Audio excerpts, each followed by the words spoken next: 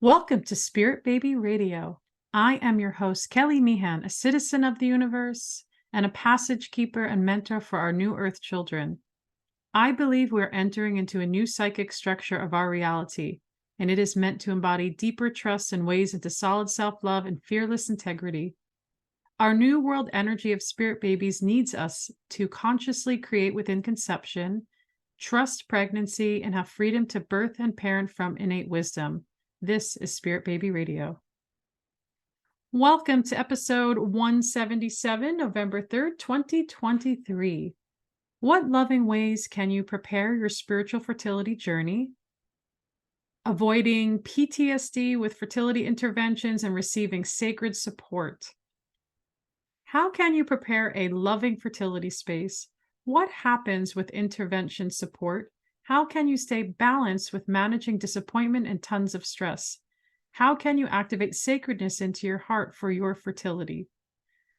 Welcome, welcome. I love it. We are where I am. It's fall season, but of course, I live in a very warm climate, so it doesn't feel like traditional fall of pumpkin spice and leaves. It's more warmth, heat, hot. There's still a bit of pumpkin spice in there. And so, of course, wherever you are, I'm sure you're in the seasons and the change that's coming, right? We have the new year not too far away. It's wild, really, when you think about it, that the new year is right here. And I am still pumping out many different, hopefully unique episodes of Spirit Baby Radio with some cool, fun, special, innovative, famous guests coming in the next month. And I want to share this really important topic as next year I'm coming into 10 years in this work of supporting conception, pregnancy, and birth loss within the energetic realms and somatic psychology and spirit baby mediumship therapy, we can call it. And so, not to scare you by my title, I said in there, managing disappointment and tons of stress, because it's really honest and true. And how do you prepare for your spiritual fertility journey? And I feel like calling it a journey is a kind thing to do. And I've met so many amazing men and women wanting that natural conception. It is the heart's desire for natural connections to our body, natural connections to birth, natural parenting, but sometimes it's not set up that way. And there's so much reasons why. I'm not going to get into the why. There's like layers of why, right? It happens. Things happen and we have to show up for it. We have to show up to bring in that natural, balanced, beautiful, loving space of healing, really. That's what happens. And so maybe your spiritual fertility journey has been way beyond what you thought it should be. And maybe you're tired. You're just tired. Like, how many more yoga positions can you do? And maybe you're not praying to the right deities or gurus. Of course, I'm trying to poke fun. Of course, I'm sure you are doing a lot of things really right, actually, with the union of your body, with your healing journey, and with building your spirit baby communication practices. Connecting with the soul of a child, I still really strongly feel it is our innate wisdom. It's not something we have to conjure up through potions and magic wands, that it is a part of our cellular being. It is our existence. And I am here to remind you that you have that connection. It is a part of you. And to remember the synergy of your own co-creative field in creation with life. You are nature. Look out your window right now. And if it's dark, you probably can't do that. But look at the trees, look at the sun and the leaves, really not just looking at them with your eyes and feeling them with your mind, but really feeling into your body. How are you, this cellular life force, and that nature is a part of you, and remind yourself of what you're in connection with. And as we know with nature, nature does what it wants to do. It knows, it has a frequency, a vibration that connects with life and death and cycles. And yes, sometimes there's toxicities, right, in nature, and things have to die and rebirth. And other times nature has to come into its own its own way. And yet, sometimes trees and nature need intervention, usually because they have toxicities. And how interesting. That sounds pretty familiar. I feel like people aren't that different, right? But the problem is there's too much intervention. And many know this. It's not like some secret, and it's not about shaming people or fearing people, but if you have a trigger, if you have an intervention trigger, then own it. I know that, like, I don't have an intervention trigger. I know that I had received more intervention in my first birth than I wanted, and it felt very traumatic to me. It felt very unnatural, and which shifted me into postpartum depression.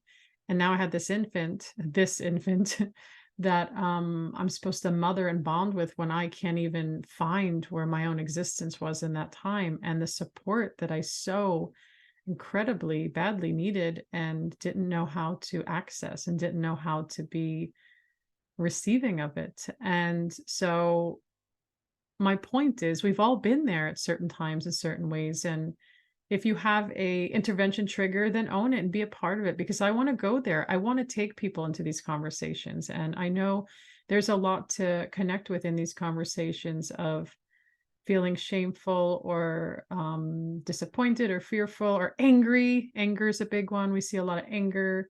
How dare you? This is my experience, how I feel. And I'm saying that because I see a lot of things on social media, and some of these progressive, like, I'm going to speak about birth, I'm going to speak about intervention and ways these groups are going to be triggering you, they are going to be activating you, and you can either read them or not read them. It's really up to you. And I actually really appreciate the diversity of experiences and the energy of really questioning the interventions that are happening, instead of just being like, I'm not going to pretend and just like, oh, let's put some fairy dust on your IVF and then it's all magical. No, it's hard intervention, and it is intervention. I would say it's even intervention conception. And yet the preparation that you build around it can be spiritual. Why would it not be? And how to, one of the things I said is how to avoid PTSD, and what that means. Actually should be PTS, but I feel like putting PTSD, people know this term, but it's really just how to avoid post-traumatic stress. It doesn't become a disorder unless you are trapped in that anxious, depressive, whatever the issue is, space. And, a lot of people, I'd say majority of people, have had some kind of post-traumatic stress, if whether it be infancy, childhood, adulthood. It could be from certain situations of survival. Really, there's so many different ways that it can be, it can show up. And of course, that post-traumatic stress is, having that physiological somatic reaction through body changing, pupil dilation, heart racing, shaking, right? It's like that somatic body, when I've seen experiences, I've heard stories, of course. It's like, for example, my example is I've had a lot of medical intervention as a child and as a teen, as an adult.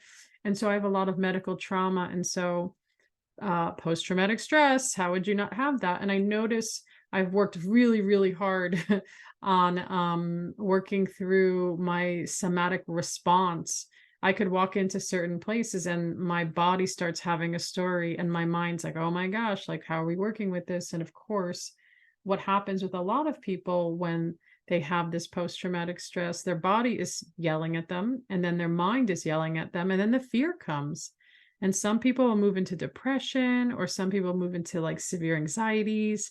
And I feel like you can avoid them, actually.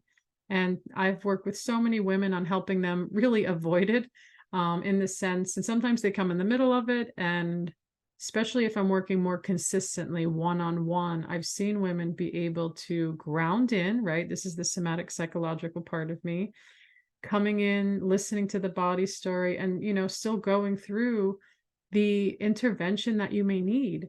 And so whether it's low-key injections or more surgical, especially if we're looking at interventions of IVF or retrieval, I don't want to minimize a retrieval. That's pretty intense. You are having your eggs taken out of your body, and I don't think we should minimize that. And yet it's okay. You can get your eggs, follicles, checking all that stuff out, like, taken out to create the embryo.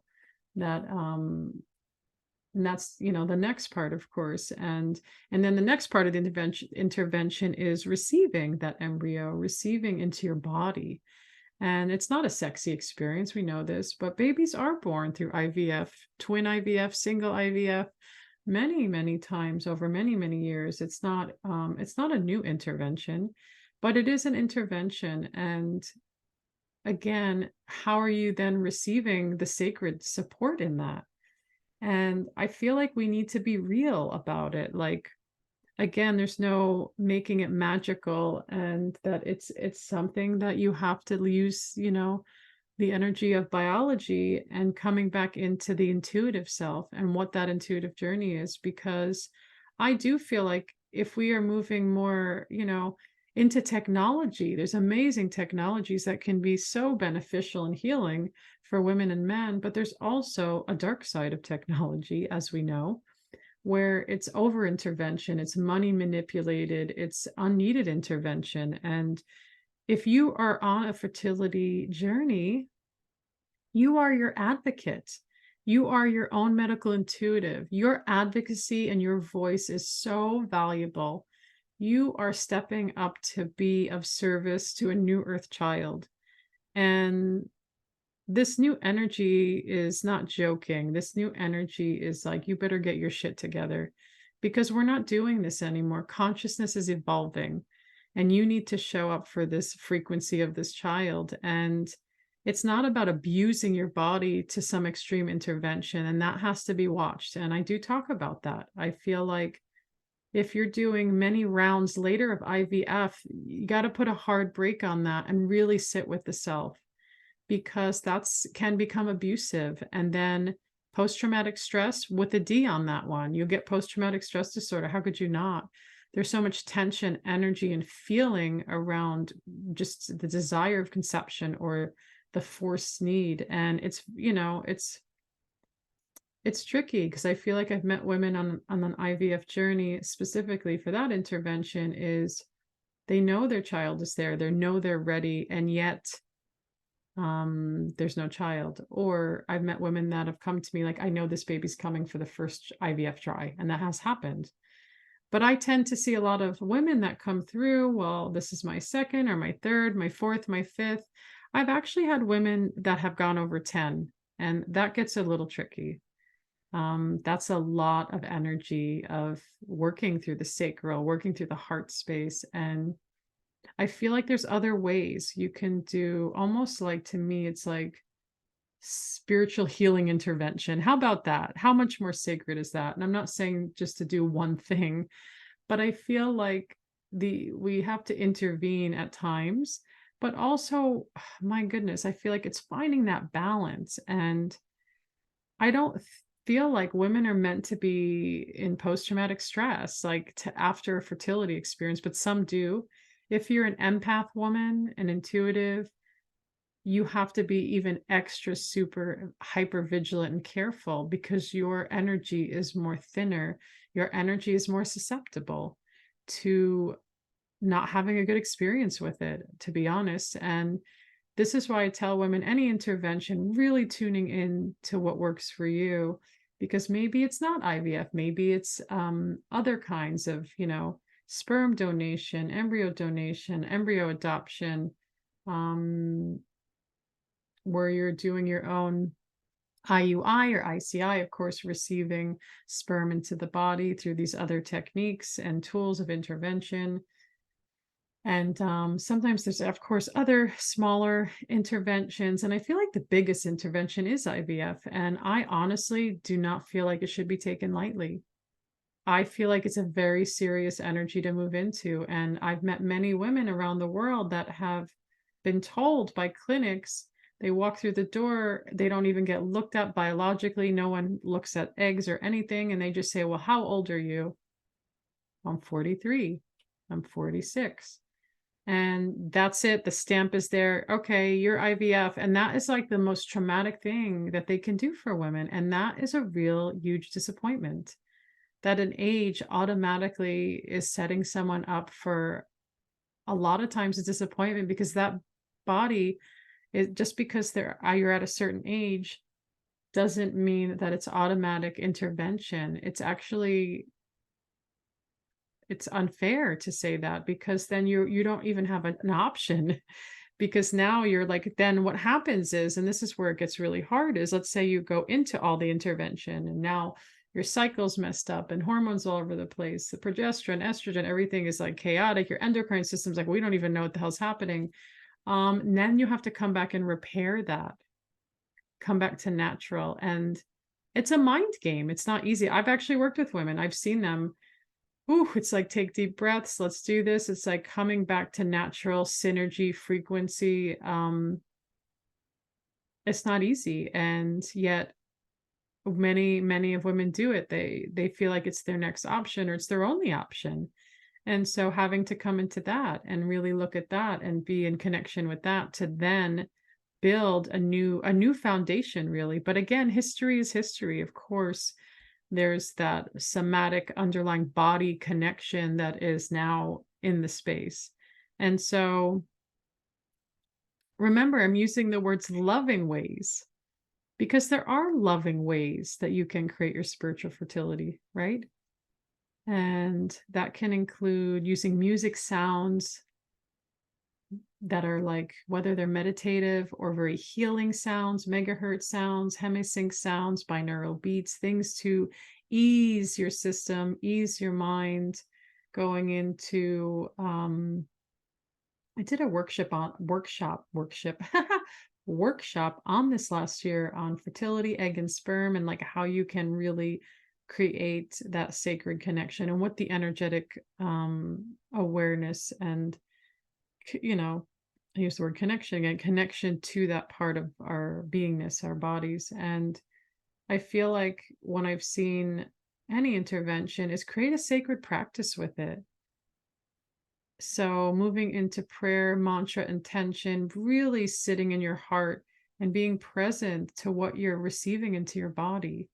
And let's say you're going through retrieval, you're not going to feel good about it if you're doing IVF. Retrievals, remember, I said this earlier, it's hard work. It's hard. And you have to go, I believe they put you out to retrieve, right? It's things, it's not just like, oh, I'm just going to get a little thing on my hand. It's just, it's more than that. And so, preparing your energetic space before, who's around your space, where's your energy, are you clear? Maybe do a clearing, do acupuncture, letting your body be open to receiving that you're abundant with your follicles, abundant with your eggs, and that you are there to receive. So this baby being can attach to a beautiful, loving vessel as their soul and spirit are so free flowing as a part of you. And you feel that, know that in your heart. And so then after retrieval, then you have to get the sperm and the egg. I think most of the days they do ICSI now. And so again, sperm and egg coming together and waiting.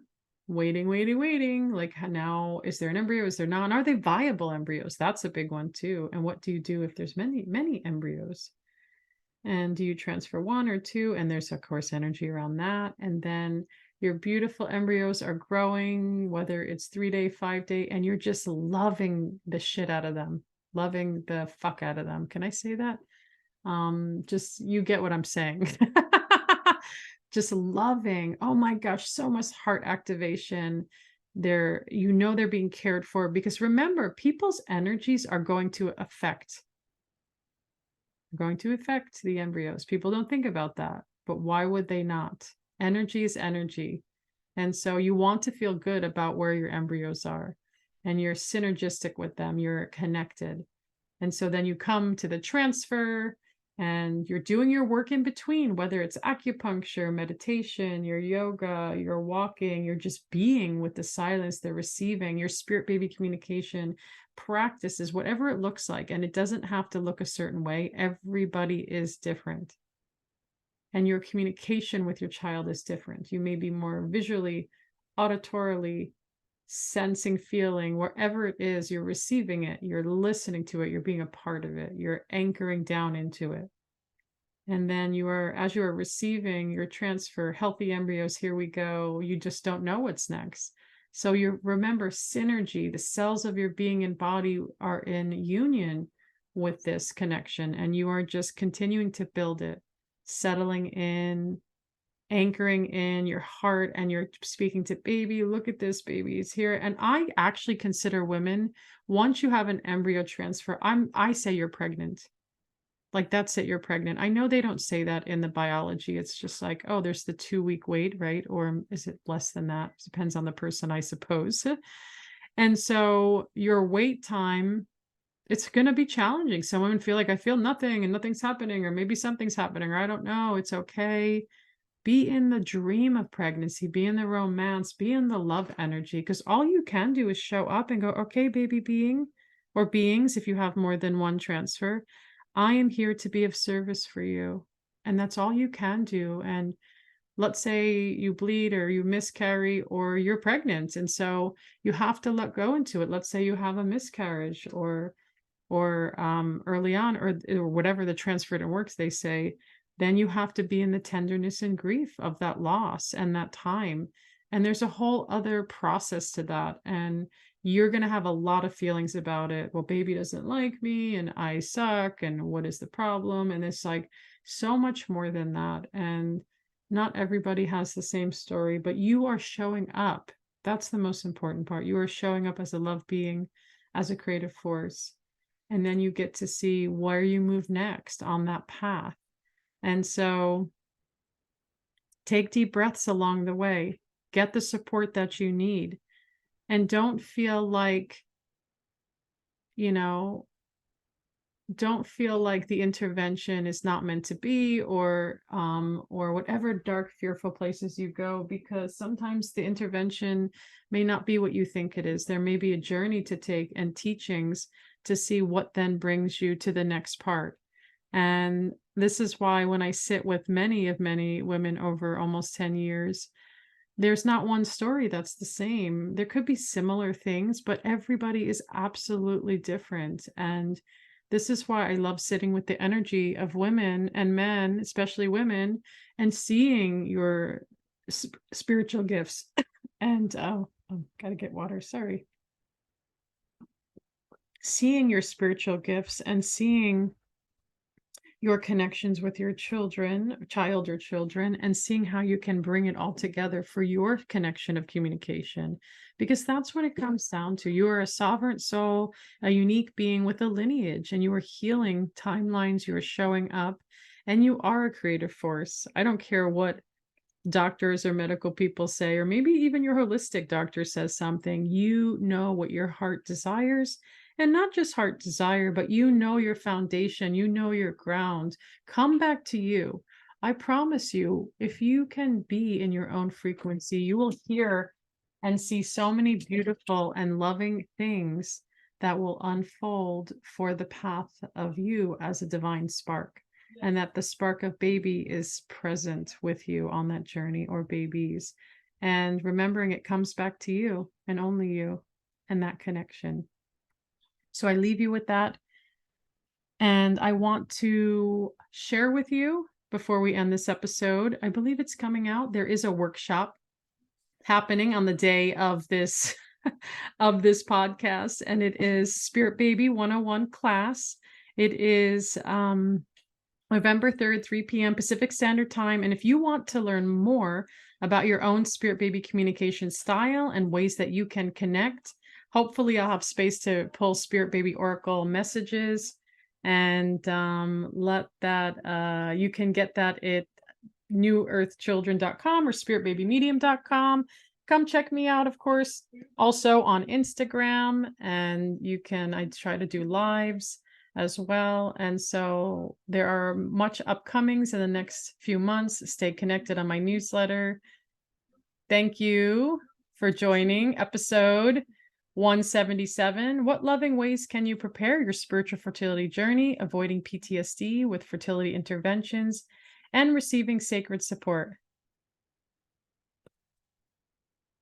Thank you for joining Spirit Baby Radio with your host, me, Kelly. Please join my community and stay in touch with monthly energy rants, Spirit Baby poetry, And get access to Spirit Baby Communication 101 with tips and practices at my newsletter at newearthchildren.com. And join me on Instagram with lives at Spirit Baby Medium, and join the Mighty Networks, the Spirit Baby Collective membership and Motherhood to Mediumship, and that one is free. Remember, you are the heart that holds communication. It is your time to connect. Come share in the great shift of your mind and the true spirit of your heart. Your Spirit Baby says hello.